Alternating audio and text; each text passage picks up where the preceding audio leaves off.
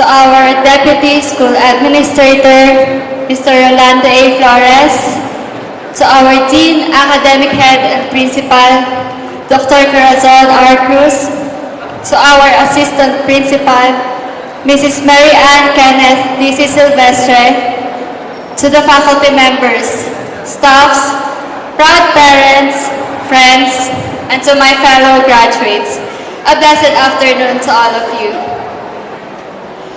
I have to admit that STI College, Baliwag, was not my dream school. But as the time passed by, I realized that it was not really about your dream school, but where your full potential will be honed and nurtured.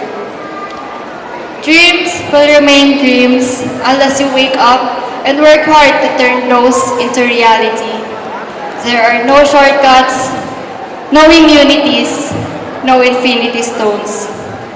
Only passion and perseverance as you kiss. And indeed, we have all managed to conquer this chapter's endgame. Our alma mater really molds a student to become the best that they can be. I am a proud proof of that. I was never a fan of joining competitions. I used to hide myself in my nutshell. Dark, cold, and solitary. I have my own world full of doubts and insecurities. I was always afraid of the light, afraid that it might burn me. Never realizing that the girl in front of the mirror that I used to pity would gain so much butterfly. To fly with colors and show the world what she loves the most.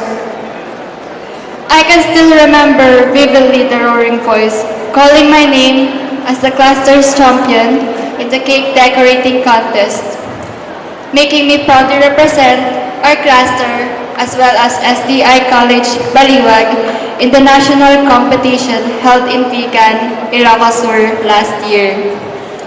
I might not won the national title then, nor failed in making up there this year. I have gained so much than the title. I gained myself. It is undeniably true that life begins when we go out of our comfort zone. If you want something you never had, then you must do something you've never done before. Our life as a senior high school student was no fairy tale. We are in the reality that no heroes with epic skins and skills could save us from failing marks. Unless we undergone sleepless nights and countless days of hard work and labor. There are times that we wanted to run away from all the responsibilities that we have. There were times that we have almost given up. We were nearly swallowed by different challenges along the way. Indeed, these shortcomings formed rocks and swamps that made our journey stiff. But then, look, all of those problems fell short in hindering us to achieve one of our dreams.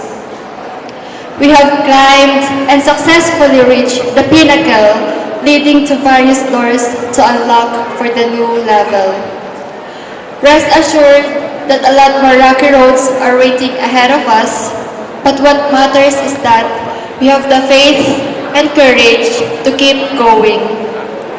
I want to thank God for giving us the strength and knowledge that we need to achieve every accomplishment that we have today, for always guiding us throughout this journey of life. Amidst our endeavors, we lifted His name and entrusted everything in His will. I also want to express my deepest gratitude to our teachers who did their best for us to learn all the important lessons that we need to become a better version of ourselves.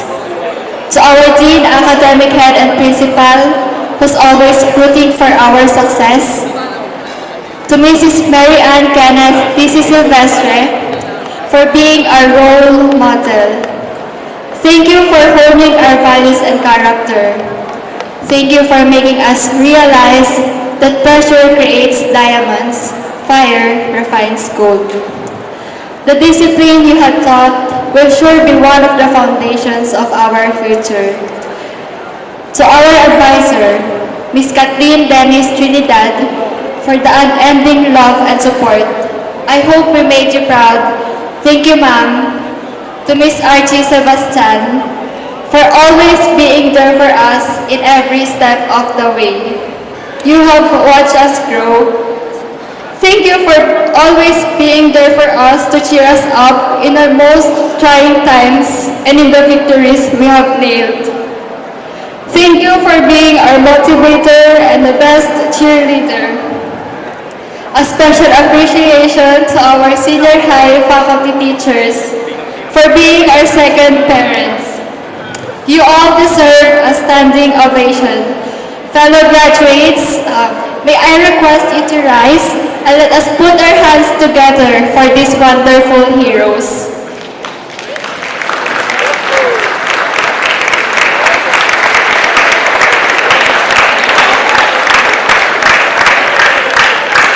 Thank you. Everything you have imparted, whether of knowledge or values, will surely be planted in the morning most fertile parts of our hearts and minds. Mabuhay po kayo.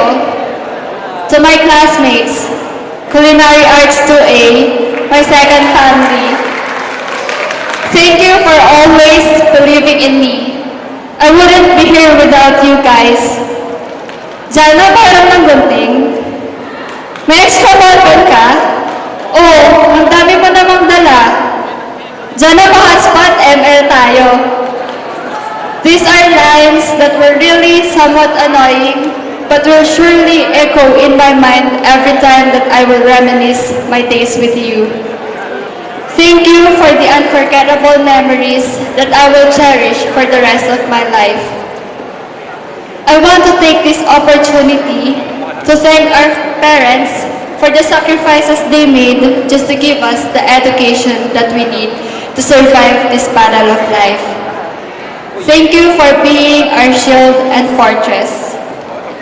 Our victory will always be the reflection of your endless love. To my mom and dad, thank you for being the best parents every child is wishing to have. You have given me the world, and God knows how much I pray to repay you in the best that I could. Thank you for guiding me, for always believing in me more than I believe myself. Above all, thank you for raising me with a beautiful soul. I hope I am making you proud. I love you and I always will. To my dear co-students, do not be afraid to fail. Be afraid not to try. Allow yourself to be a beginner because no one starts off as excellent, right? In order to succeed, your desire for success should be greater than your fear of failure. Every achievement is worth fighting and waiting for. If it is easy, then it is not worth it. Because great things come with a lot of hard work and determination. Congratulations, my fellow graduates. It is truly like a roller coaster ride. I can say that it is a fruitful hardship for all of us because here we are, almost near to our dreams in life. This is not the end, but rather, this is just a beginning to whatever our future would be. I am challenging all of you to spread your wings wider and transcend your hopes and dreams higher. And together, let us chase our brightest star. Let us continue living the STI way. Long live Batch 2019. May the Lord bless us all as we indulge a brighter future waiting to unfold. Always strengthen your faith in God. Believe and trust in Him. Do not be afraid to try things out. Remember that those professionals was always once a beginner. This is Jana Kathleen Samson saying, everything worth having comes with trials worth withstanding. Thank you so much po.